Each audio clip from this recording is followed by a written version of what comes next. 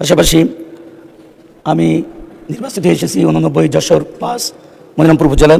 সেই মনিরামপুর উপজেলার জনগণকে আমি আপনার মাধ্যমে আন্তরিক শুভেচ্ছা ধন্যবাদ জানাচ্ছি।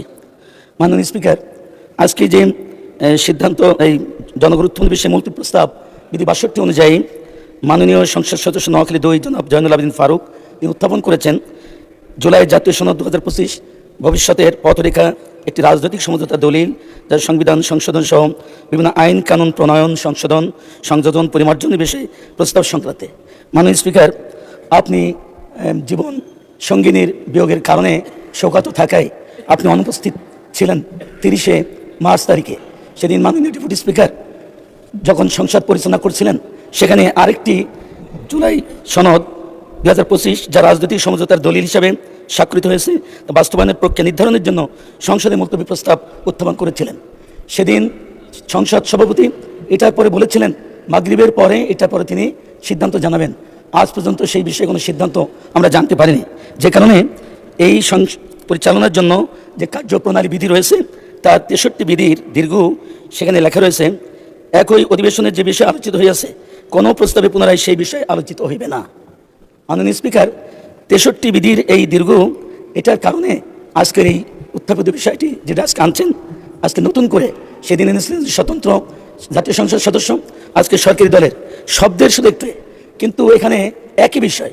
আর সবচেয়ে দুঃখজনক ঘটনা হলো যে জুলাই সনদকে ভিত্তি করে সংবিধান সংস্কার বিষয়ে এটি ম্যান্ডেট নেওয়া হয়েছিল, সেই বিষয়টি পাশ কাটায় সংস্কার শব্দটি পর্যন্ত আনা হয় নাই। অথচ আমরা যে ম্যান্ডেট নিয়েছিলাম রেফারেন্ডামের মাধ্যমে, সেখানে পরিষ্কার লেখা ছিল আপনি কি জুলাই জাতীয় সনদ সংবিধান সংস্কার নট সংশোধন বাস্তবায়ন আদেশ, এটা নিয়ে হা বা না ভোটের যে বিধানটি ছিল, সেখানে এই জনগণ has given us to reform the constitution not for amendment. অথচ সেই বিষয়টাকে একবার এড়িয়ে যে আজকে সংশোধন তো usual process of constitution under article 142, যে বিষয়টা জন্য কোনো ম্যান্ডেটের প্রয়োজন হয় না, অথচ ম্যান্ডেট নিলাম সংস্কারের আমরা এখানে আলোচনা করতেছি সংশোধনের, যেটা আলোচনা করে মূলত যে সুপ্রিম উইল অফ পিপল সেটাকে আজকে কবর দিয়ে, আজকে তাকে মৃত্যুর পথে ঠেলে দিয়ে আমরা যেটা স্বাভাবিক পদ্ধতি রয়েছে আমরা গণরায়কে উপেক্ষা করে আমরা আজকে সংসদে আলোচনা করবার জন্য এখানে বিভিন্নভাবে প্রস্তাবনা হচ্ছে। মাননীয় স্পিকার, আমাদের বিদ্যমান সংবিধানে যে কনসেপ্ট সার্বভৌমত্বের, সেটা হচ্ছে জনগণই সার্বভৌমত্বের ক্ষমতার উৎস। তাহলে জনগণ যে ক্ষমতার উৎস যে বিদ্যমান সংবিধান, সেটা আমরা কখন বুঝি?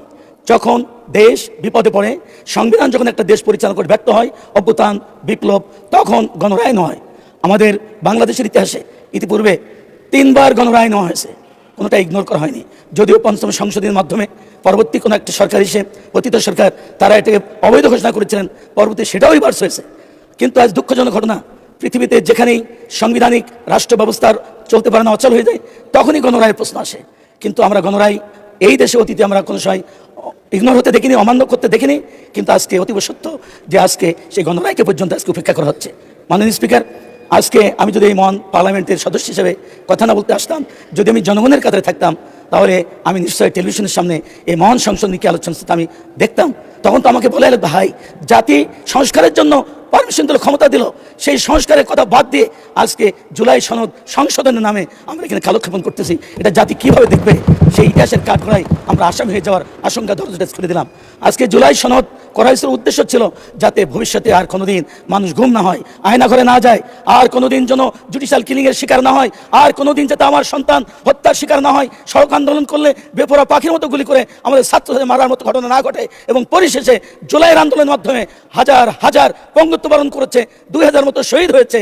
আমি যদি আজকে সংস্কার না হয়, যদি সংসদের পথেই যদি আমরা জেদ ধরে পড়ে থাকি, তাহলে আবার হত্যা ফিরে আসবে, আবার আয়নাগার ফিরে আসবে, আবার জুলাই যুদ্ধ ফিরে আসবে, আবার যুদ্ধ হবে, আবার জীবন যাবে, আবার হেলিকপ্টার দিয়ে গুলি করে আমার মাসুম বাচ্চাদের হত্যা করা হবে। সেজন্য সংস্কার বাদে এই সংসদ আলোচনা এখানেই মুলতবি করা হোক।